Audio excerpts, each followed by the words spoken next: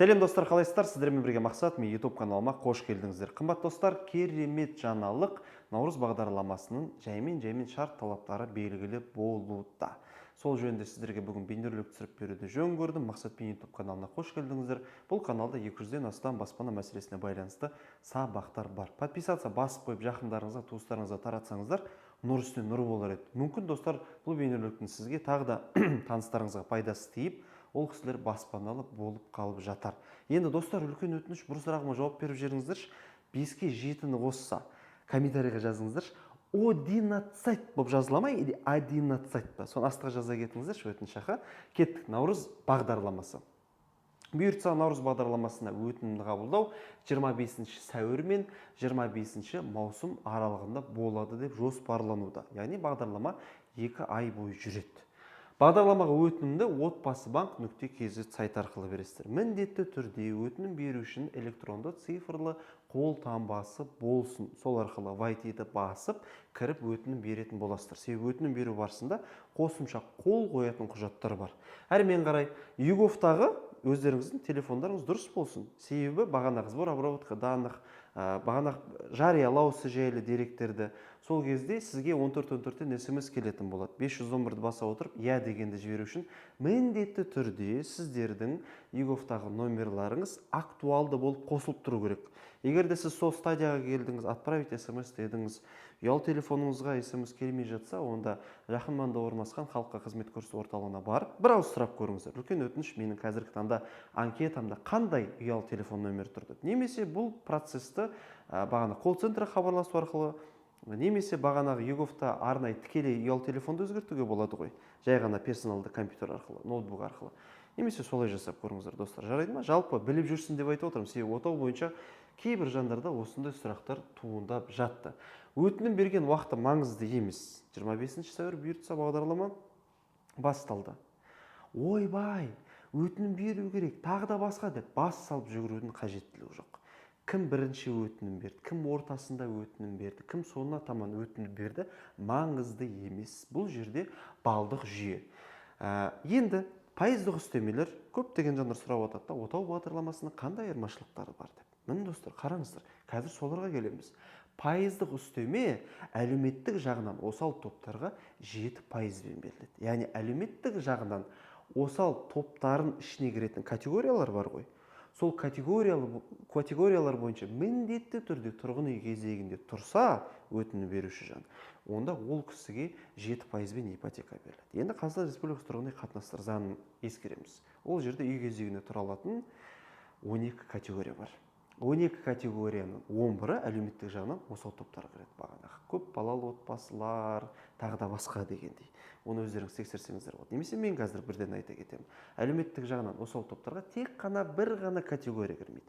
Ол мемлекеттік бюджеттік қызметкерлер.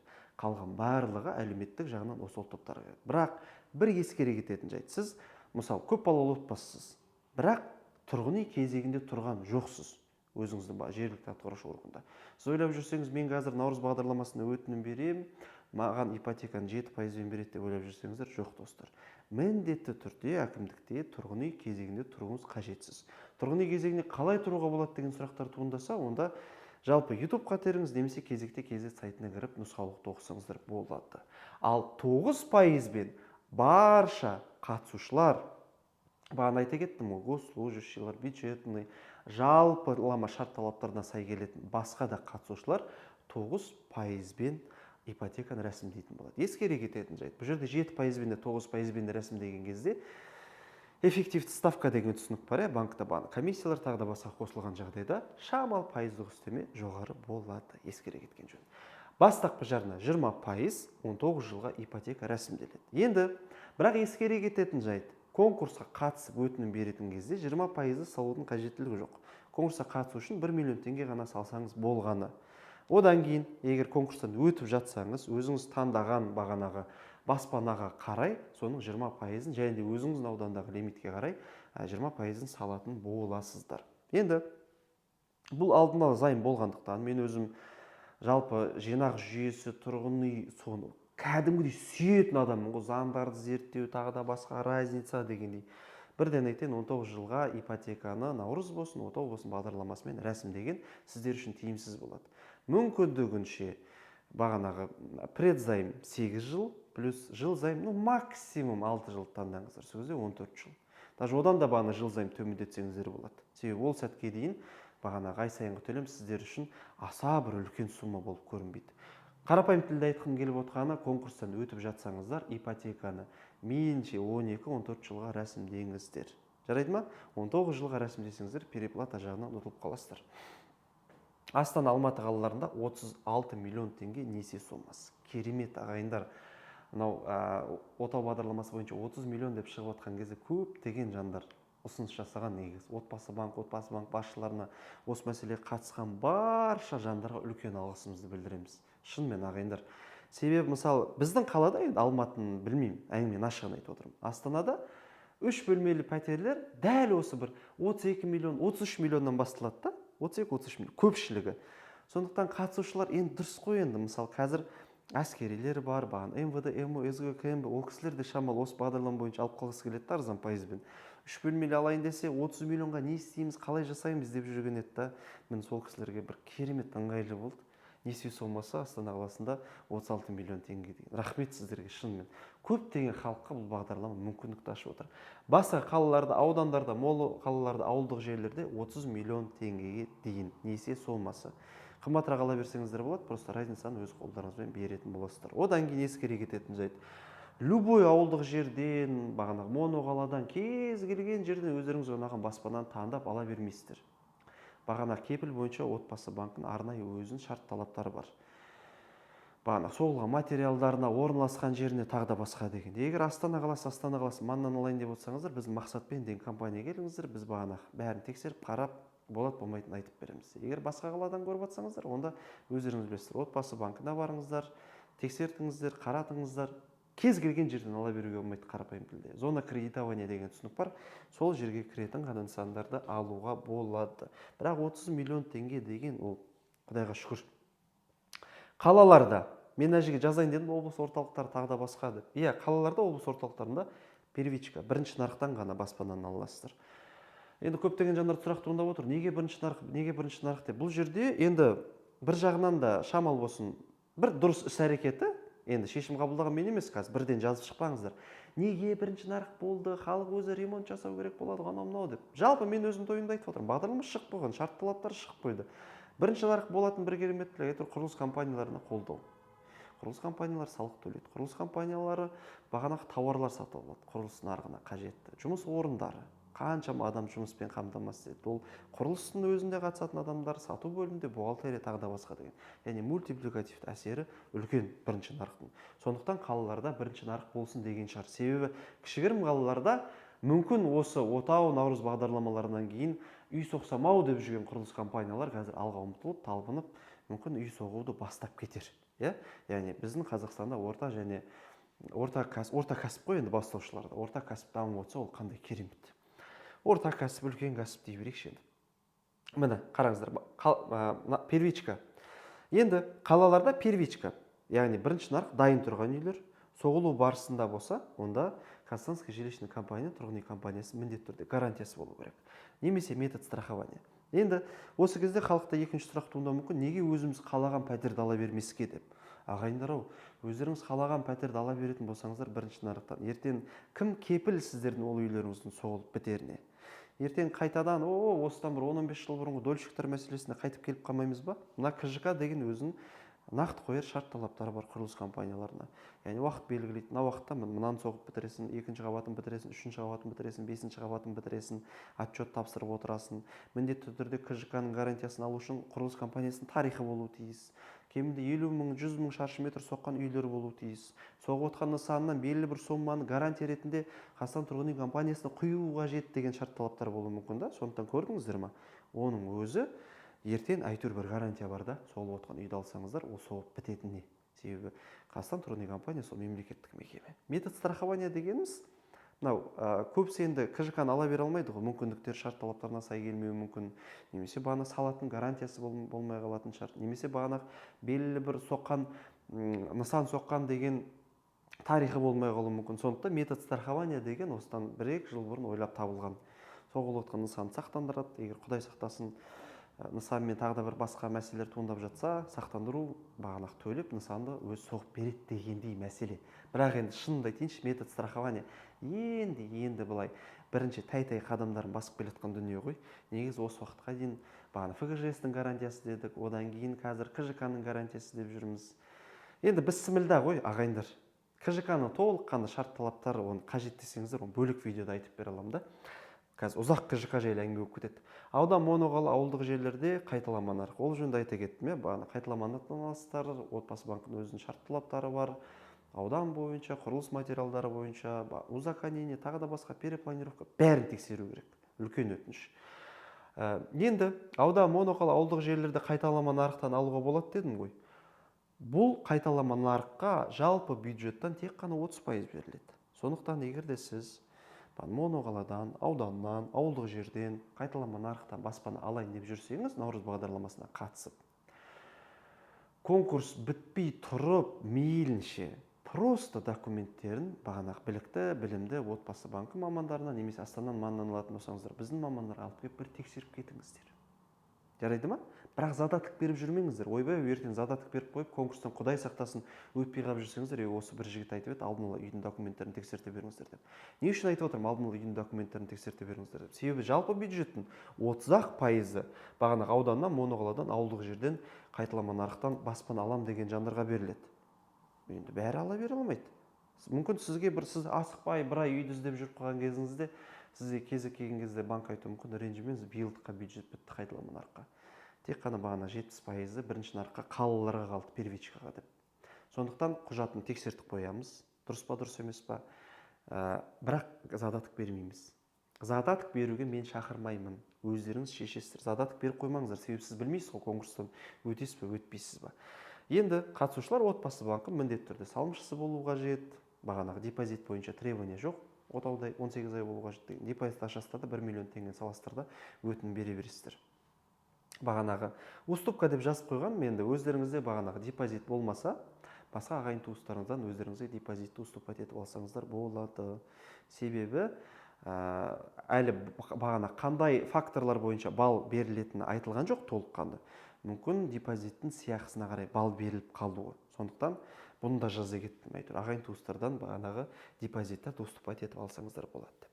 5 жыл қатысушының отбасы мүшелерінде үй болмауы тиіс. Отбасы мүшелері дегеніміз кім? Яғни сіз, сіздің жұбайыңыз және де сіздің кәмелетке толмаған балаларыңыз. Түсінсіз ғой, ата-аналар ол мәселе емес. Жарайды ма? Сіздің ата-анаңыз, яғни сіз баспана алатын сәтте ол кісілер отбасы мүшесі болып саналмайды. Сіздің отбасы мүшеңіз, сіз жұбайыңыз, сіздің кәмелетке толмаған балаларыңыз. Одан кейін дача, паркинг, кладовка, жер, доля бағанақ приватизациядан түскен. Ондай бар болса, қатысушыда, онда ол кісілер өтінім бере береді. Себебі тұрғын үй қатынастары заңына сәйкес дача, оның назначение садоводчество, тұрғын үй болып саналмайды. Паркинг, кладовка, жер, ол жерде сіз тұрып отқан жоқсыз, ғашейін ғана жер теліміңіз тұр. Өтінім бере бересіз. И доля приватизациядан бағанағы сізде туындаған доля. Приватизация дегенімізде бұрын бағанағы ол кімдерге беретін? Ұлы отан соғыс қатысушыларына теңестірілген жандарға. Одан кейін бағанағы анау Чернобыльда ликвидация кезінде біраз көмектесіп, сол жақта іс-шарамен қатысқан адамдарға.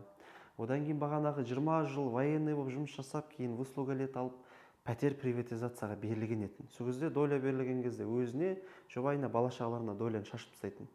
Кейін бала-шағалар уақыт өте келе есейді, өздері бағана осындай программаға қатысайын десе, аттарынан доля шығып тұрды.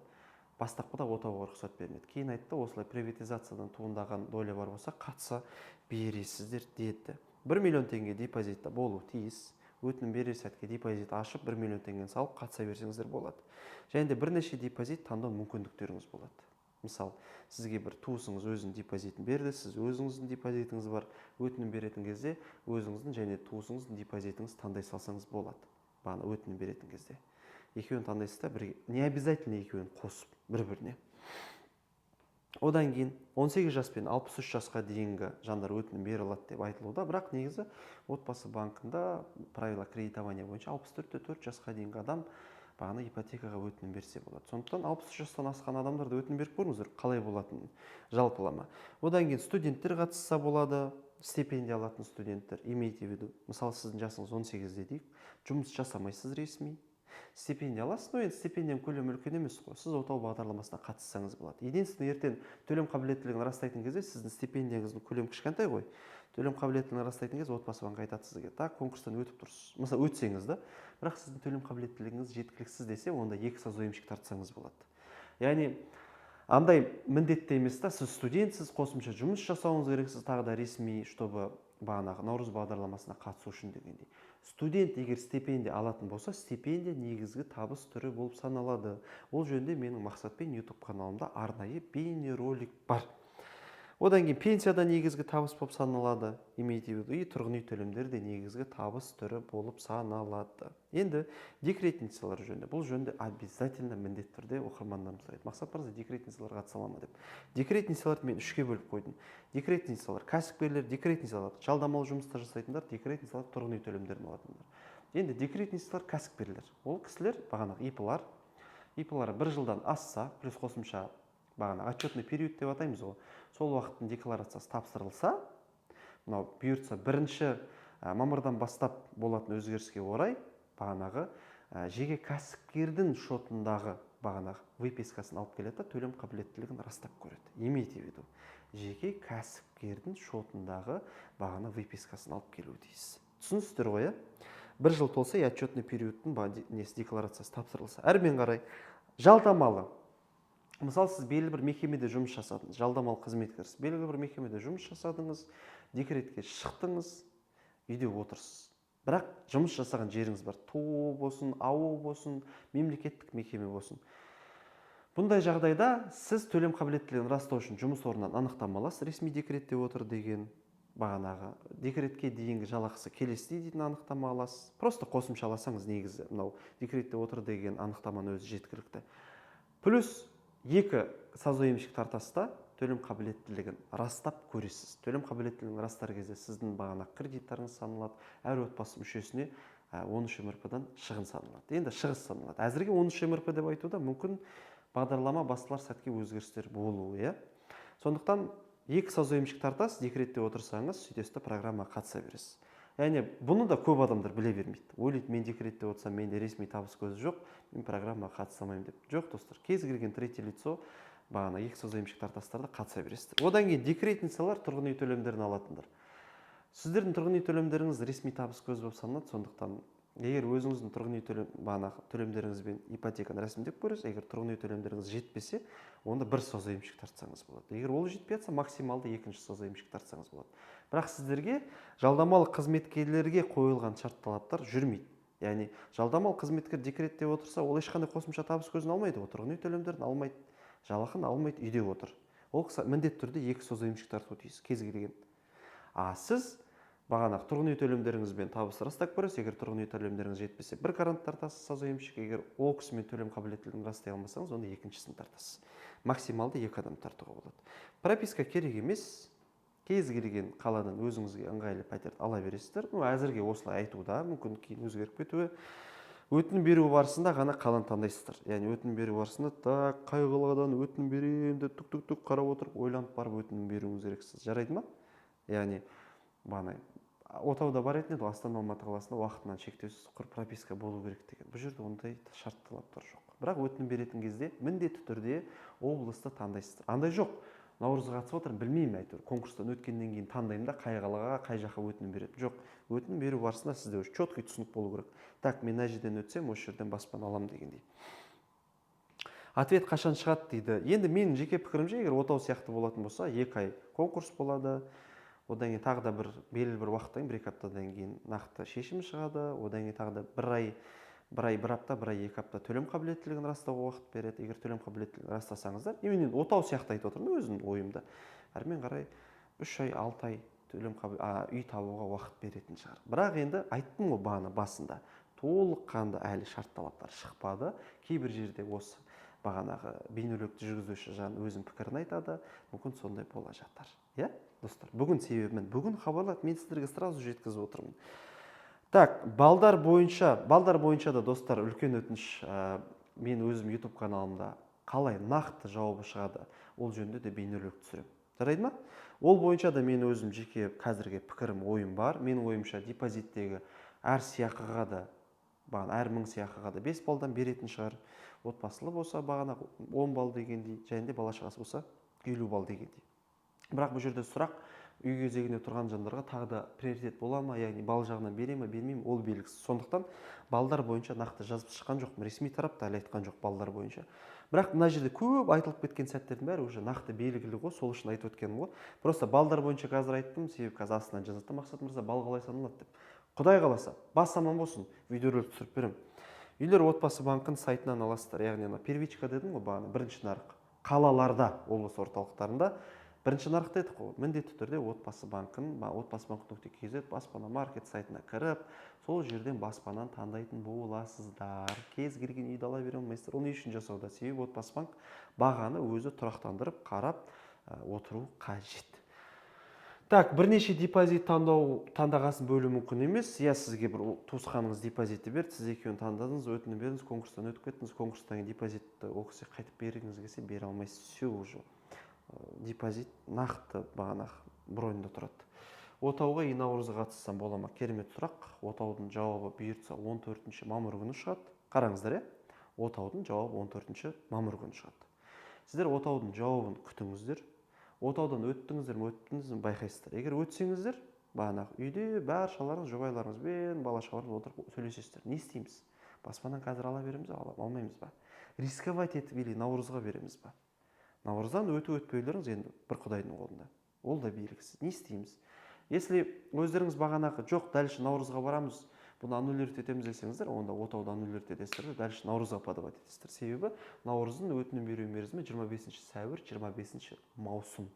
Менің жеке пікірімше, қазір мысалы сіздер отауға заявка беріп қойдыңыздар, артынша наурызға қатысуға мүмкіндік бермеу қажет. Смысл жоқ қой қазір екеуіне бірдей қатысуға. Күтсеңіздерші, міне 14 мамыр күні отаудың ответі шығады. 25 маусымға дейін наурызға өтінім берсеңіздер, арасында бір айдан көп уақыт бар. 14 мамыр күні жауап шықты. Білдіңіздер, өттіңіздер ме, өткен жоқсыздар ма? Өтіп отсаңыздар, отпасыңызбен ақылдасыңыздар. Өздеріңіз ыңғайлы қолайлы шығып тұр ма? Өздеріңіз шешім қабылдайсыздар. Шықпай жатса, онда отбасымен шешім қабылдадыңыздар. Ертең өтпесін бәрін өздеріңіз жауапкершілікті алдыңыздар да әрмен қарай әрекет жасадыңыздар. Сондықтан осы сұрақты көп адам қойып отырады, отаумен наурызға бірдей қатыса аламыз ба деп. Достар, смысл бірдей қатысқаннан? Ответін күтіңіздер. Мен сіздерге айттым бағана, өтінім берген уақыт маңызды емес. Бірінші бердің, ортасында бердің, соңында бердің, маңызды емес. Ертең бал бойынша отбасы банк санап шығатын болады.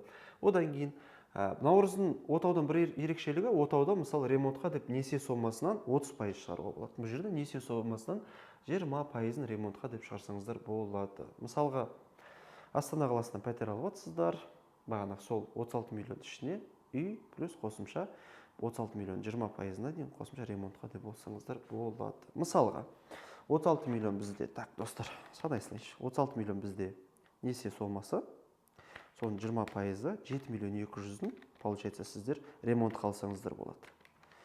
И қалған 28 миллион 800-ге үй аласыздар да, 28-800-ге алдыңыздар, 7 миллион 200-ді бағана ремонтқа деп жұмсадыңыздар. Себебі енді қалаларда бәрі не ғой, первичка. Осының алдында да бұрын әскери баспана болған кезде біз сөйткенбіз. Клиенттарымыздың барлығына Мақсатпен компаниясы ипотека плюс ремонт өзіміз алуға көмектесіп, құжаттарын бәрін дайындап бергенбіз. Смета тағы да басқа дегендей. Қайталама нарықта порталдан бөлек аласыздар. Вторичкан порталдан бөлек аласыздар, бірақ бағана айта кеттім, отбасы банкінің несиелендіру аумағына кіретін құжаттар, шарт талаптары, соғылған материалдар бәрі отбасы банкінің талаптарына сай келетін үйді таңдау қажет деп айттым. Үйдің бағасы қымбат болса, бағана разницасын өздеріңіз төлейсіздер. Мысалға үйді 40 миллионға көріп тұрсыздар, 36 миллион несие сомасы, соның 20% бастапқы жарна плюс бағанағы разницаны өздеріңіз қолма-қол беретін боласыздар. Яғни қымбат үй алуға болмайды деген түсіну жоқ. 36 миллион несие сомасы разницаны өз қалталарыңыздан шығатын болады. Ойларыңызда болсын. Ала бересіздер. Кәмелетке жасқа толған жан өзі өтінім берсе болады. Бұны не үшін айтып отырмын? Кейбір отбасылар мынандай, баласы кәмелетке толып кеткен, жұмыс жасайды, пенсионкасы бар, 18-19 жасты дейік. Әке-шешесінің атында үйі бар. Ол кісілер ойлап жүреді, біз бере алмаймыз. әке шешемде үй бар ғой деп бере беріңіздер. Жастар, жандарым үшін, алтындарым үшін, анағұрлым ерте, анағұрлым жас уақытта баспана алып қоя берсеңіздер, өздеріңізге ертең ыңғайлы, оңай болады өмір жолында. Енді бірақ андай түсінік болмасыншы, әнеугүні студенттер жайлы видео түсіріп едім, сен осы жастарға ипотека алдырып жүрсің. Достар, менікі ақпарат беру. Сіздердікі қабылдау, қабылдамауды өз тараптарыңыздан шешу. Жарайды ма? Өздеріңіз шешім қабылдаңыздар. Мысалы, біреуге ұнаған шарт талап екінші адамға ұнамауы мүмкін. Дұрыс қой, кез келген адамда неге бағана вкус деген түсінік бар, таңдау деген, ой деген, пікір деген қайдан туындаған дүниелер. Мысалы, мен қазір айтсам, маған мына футболка өзіме ұнап тұр десем, ол сізге ұнау міндетті шарт емес қой, дұрыс па? Маған ұнайтын тағам сізге ұнау шарт емес. Маған ұнайтын бағана көлік, фильм, сериал сізге ұнау шарт емес. Сондықтан адамдардың талғамдары да әртүрлі болады. Сол секілді менің тарапым беру, сіздердің талаптарыңыз қабылдау, әлде қабылдамауды өздеріңіз шешу. Енді достар, жандарым үшін, қандай да бір жерді айтпай кетсем, одан кейін қандай да бір жер ертең өзгеріске ұшырап кетіп жатса, қандай да бір жер толықтырылып жатса, міндетті түрде бейнелеу түсіріп беремін. Тек қана осы бір видеоны көре салып шешім қабылдап кетпеңіздер. Дегендей ше. Бана мақсатпен Инстаграм каналында, мақсатпен YouTube каналында мен толықтырып отырамын. Айтып отырамын, көбінде Инстаграмда күнделікті айтып отырамын. Қарап жүріңіздер. Ағайындар, менің мақсатым әйтеуір анағұрлым көп адам үйлі болса екен деймін. Анағұрлым көп адам өз баспанасына жетсе екен деймін. Жақсы ма достар? Так, вроде бы бәрін айттым. 25-25 мамыр, отбасы банк айттым, өтінім беруге уақыт маңызды емес. 7%, 9% айттым, 20 жарына 19 жылға айттым, 36 миллион, 30 миллион, қалалар бірінші нарық КЖК метод страхования айттым, аудан моноқалалар 30 миллион. Бірақ имейте в виду, жалпы бюджеттен 30% ғана осы аудан моноқалаларда қайталамадан беріледі айттым, отбасы банк салышсыз айттым, депозит. Отбасы банк бұны жүргізеді, достар, естеріңізде болсын. А то кейбіреулер айтады, басқа банктармен де жасауға бола ма, тағы да басқа дегендей. 5 жыл қатысушыда үй болмау керек айттым, дача паркинг бағана айттым, 1 миллион депозит айттым, 18-60 студент стипендия, пенсия жыл айттым, декретный сад 3 түрі жөнінде де айттым, прописка керек емес, өтінім беру барысында таңдау айттым, ответ қашан шығады айттым.